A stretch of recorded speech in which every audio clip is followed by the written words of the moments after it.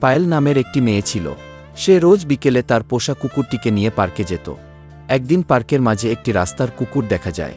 সেই কুকুরটি পায়েলের পোষা কুকুরটির সঙ্গে খেলার জন্য এগিয়ে আসে। রাস্তার কুকুরটি কাছে এসেছে দেখে পায়েল তাকে সরিয়ে দেয়। তারপর পায়েল নিজের পোষ্য কুকুরটিকে নিয়ে পার্ক থেকে তাড়াতাড়ি বেরিয়ে যায়।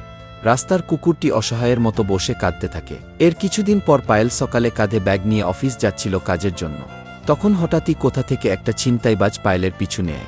পায়েল সেদিকে লক্ষ্য না করে সামনে হাঁটতে থাকে। এরপর চোখের পলকে চোরটি পায়েলের কাঁধ থেকে ব্যাগটি ছিনিয়ে নিয়ে চম্পট দেয়।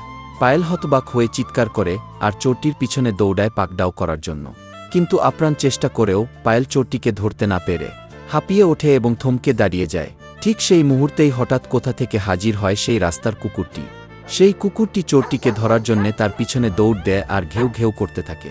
কিছুক্ষণের মধ্যেই কুকুরটি চোরটির পায়ে কামড়ে ধরে।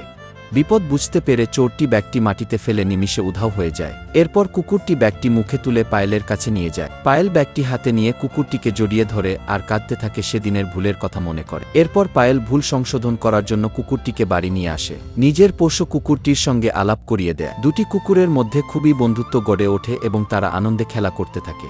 এরপর থেকে রাস্তার কুকুরটি পায়েলের বাড়িতেই থাকতে শুরু করে। ভিডিওটি ভালো লাগলে দয়া করে লাইক, শেয়ার ও কমেন্ট করবেন, কারণ আপনারা ছাড়া আমাদের ভালোবাসার কেউ নেই।